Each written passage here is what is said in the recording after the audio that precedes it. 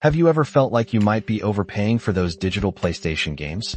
Well, if you're a PS5 gamer, a new class action lawsuit suggests you very well might have been, to the tune of potentially billions of euros.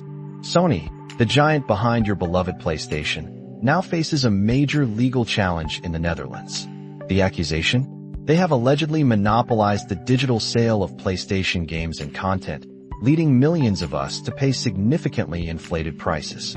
We're talking about a Sony Tax, as consumer organizations are calling it, which reportedly makes digital titles up to 47% more expensive than their physical counterparts.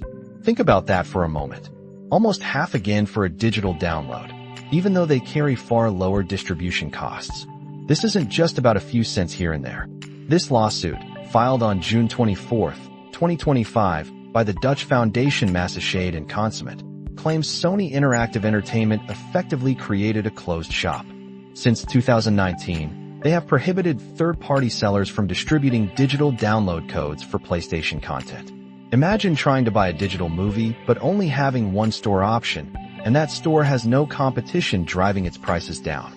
That's essentially what the plaintiffs allege has happened here. Machteld Robuchon, the foundation's director, put it quite simply.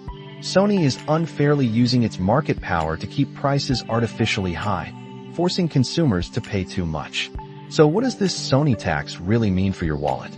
The lawsuit's research suggests you might be paying 59.99 euros for a digital game in the PlayStation Store that you could find physically for 39.99 euros. And it's not just full games. DLCs and microtransactions also carry these inflated prices compared to other platforms.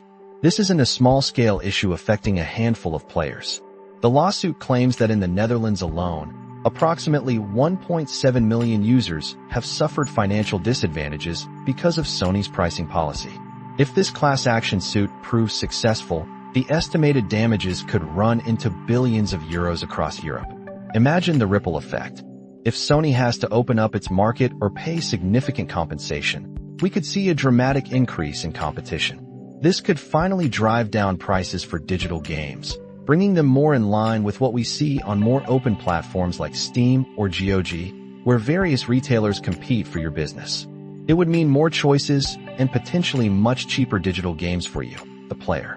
And the impact might not stop with Sony. Other EU countries are closely watching this process, and a similar lawsuit in Germany seems quite probable. This entire case could potentially force Nintendo to reevaluate its eShop pricing too, as they also face similar accusations of monopolistic control. Ultimately, this lawsuit could redefine how we buy digital games. Will it truly shake up the console market and put more money back into our pockets? We will certainly be watching this case closely. What are your thoughts on this Sony tax? Let us know.